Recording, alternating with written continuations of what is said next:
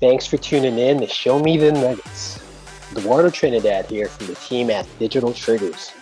In this follow-up episode with social media influencer and branding specialist, Silva, Joe gets to dig deep into another facet of Los's expertise, team building.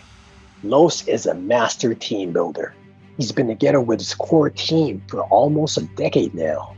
Today, we get to learn Los's secret to building a team that's hungry for success, highly motivated, and stays together for the long haul. Let's have a listen.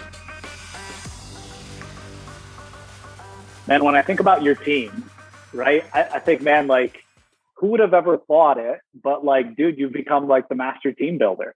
Like, you've got this core team that's been with you for like a decade almost? I mean, it's kind of ridiculous when you think about it. So would you share with everybody like what your team looks like these days, maybe kind of how it's structured? And then let's talk about like just longevity and like, how do you keep them happy? How do you keep them striving for more? Let's have a talk about your team now. Yeah, so now what it looks like now is we have an office here and there's 7 people that work here. No one else can work in this office, and that is, I'll explain why. Overall, we're like 30 people with all brands and stuff like that, and then some outsourcers. So I won't count them because that doesn't count. But everything else is distributed. And we used to have like 15 people here and some outsourced stuff, but the culture here is, like you said, the people that are here have been here for 8 years. And so we started just kind of like, for starters, I'm just super transparent. Right. I'm super transparent. I'll be like, hey, this is what we're making. This is what I want to make. This is what you guys can get to make if you do these things and grow here and grow there. And I've always like painted that real picture. And the good thing about it is like, I've never lied, even in bad months. Like I bought some people out and I told them like, this year's going to suck. Like I got to pay for all this. And it's going to be less than you made last year, but I promise that next year looks this way if we can all just kind of keep our heads afloat and like make this choice together. And it did. And, they hated it. And I was like, dude, I told you guys. But now, moving forward from those years, like they've consistently grown and stuff. And I do bi-yearly now just because COVID and stuff, but we do quarterly retreats with the main people. And it's always like, I always want like their goal too. Like I never think about how much money am I going to make. I think about like, how much money can I get Jackson this year? How much money can I get Malby? I know logically that if they make a ton more money, I'm going to make a ton more money, and they know it too. And it's okay. And the other thing is like taking time, I spent a lot of time when we were learning ads, like we learned ads together. When we were learning funnels, like I went back to basics and I was like, we're learning funnels together. We learn everything like in timed sequences here. Like we turn on the TV, the big TVs, and like we learn together. We take notes together. We have meetings about it together. And so I think that's helped us a lot. And then the last thing that I'll say is, no one wants to work for you. They want to work for themselves, but they need to understand that there's entrepreneurs inside of organizations that are just as important as entrepreneurs. And I'm pretty big on telling people what my skill sets are not, or where I want to move, and moving people into things that matter for them is very important. And sometimes they're not going to be ready when you're ready. You might have an expectation of like, I want Peter to be the director of this and like push him. He might not be ready. And you also maybe haven't asked him like what he wants. He might just be like, dude, I'm good here. Maybe you need to get John to be that. And Peter might be totally fine if John's his boss. He wants to work and not work at 5, not show up on weekends, not do anything. And John might be like, bro, I want all of it. I'll work Saturday, Sunday, Monday, Tuesday. This is my passion. I have no other thing. Like, boom, let's go. And so you really have to take other people into consideration. Most people, when they start entrepreneurship, including me, it's selfish. It's like, how much money can I take from every single business, from every single thing, and grow?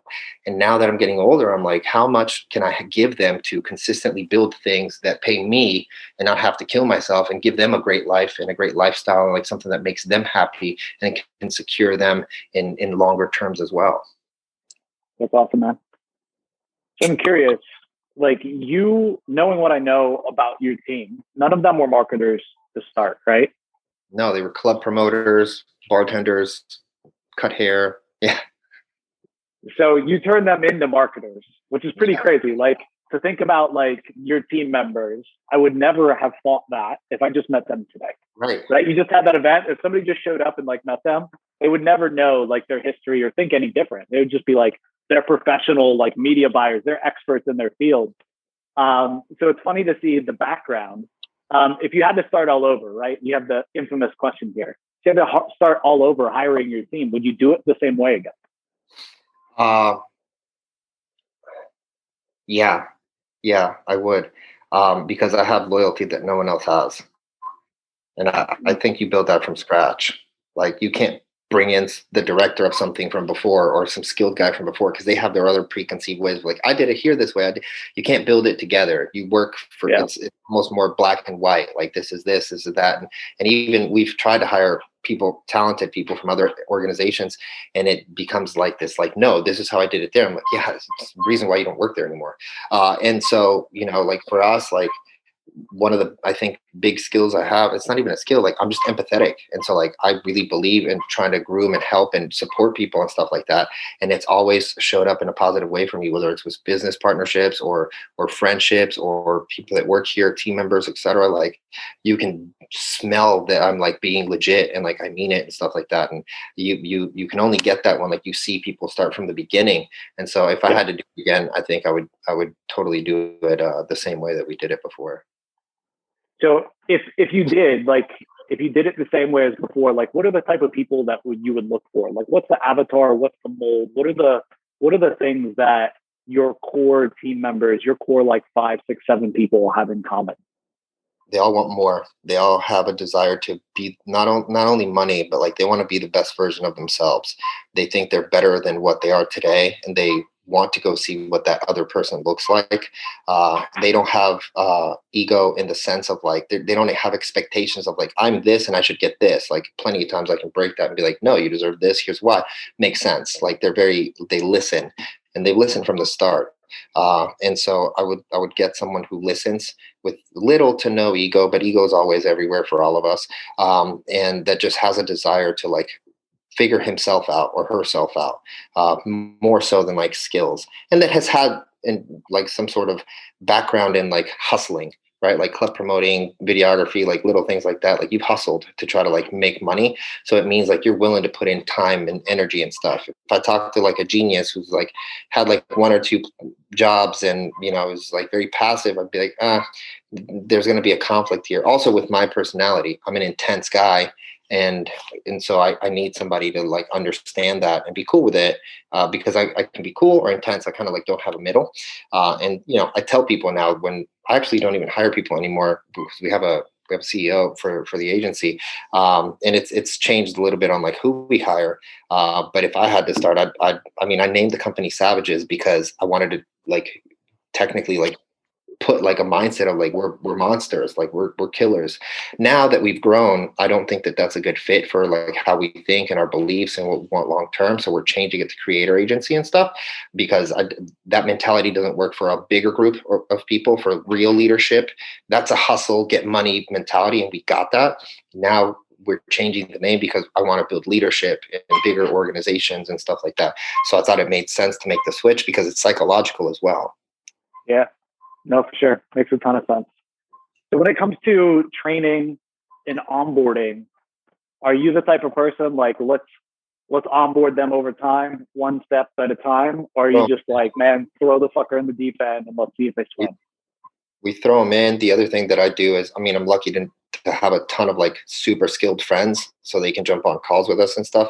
But I'm also not afraid to go hire someone to do his job and be like, just shadow that. Like to go shadow Nick Kuzmich or go shadow like someone else, and like let's go pay them for calls. Like let's get them. I've spent money on coaching products, not for me, for them. Just to be like, here, dude, go do this. Like 15 grand on like video marketing. Like let's learn this. Let's learn this. And I'll take the calls and we'll learn it together, and then I'll kind of like slowly fade away because it's not my thing. I'm not going to go do it. I need you to go understand it. And I think people care when you invest in them. That like it shows. Like I'm not here for like an hour. Like I'm putting a lot of money into this so you can get good at this stuff, and consistently be growing. I think people are afraid to like, we have agencies and we hire agencies sometimes to like beat our control because we don't know what if someone's killing it. Like, what if that's a new strategy that we're not applying? It's a great, like really understand, because even sometimes with like friends, you'll be like, hey, jump on a call. Sure. But like, it's just thoughts. When you're paying someone, there's gotta be a result, No, for sure. Makes perfect sense. Thanks for tuning in and Show Me the Nuggets. If you've been enjoying the podcast and find our content helpful, please visit our Apple Podcast page, hit the subscribe button, and leave us a review. Joe and the whole team have been working hard to bring more value to the show. Your feedback will go a long way in helping us make the show better and reach a wider audience.